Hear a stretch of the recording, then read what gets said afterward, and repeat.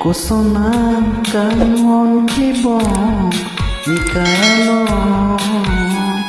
nang lamcat antir plong awe pino kirap reng rap semi kitang semi langdang paman milonon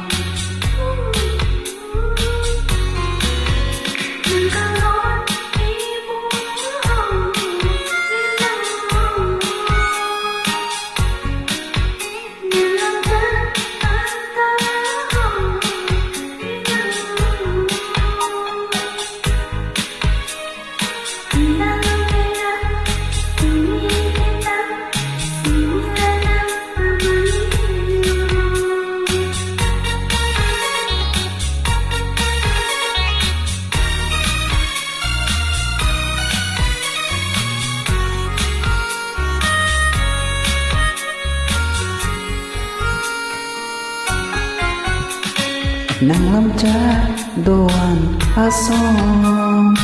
timungpi loma obong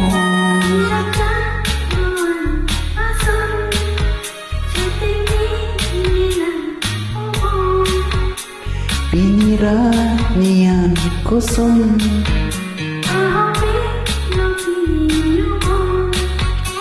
kosonan kanghon kibong ni kalo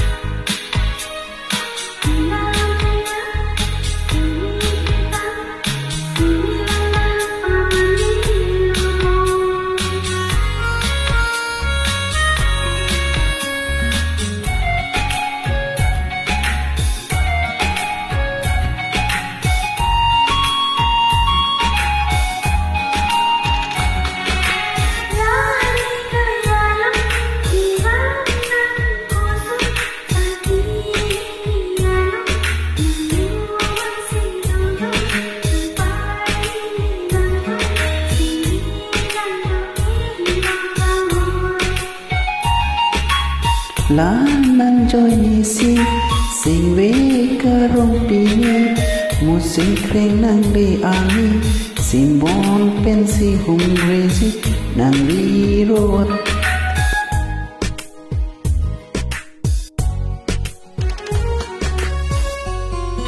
kosonan kanghon kibong ni kayang bong nang lamcat antir klok awe pino tirap reng rap semi kitang semi langdang paman milonon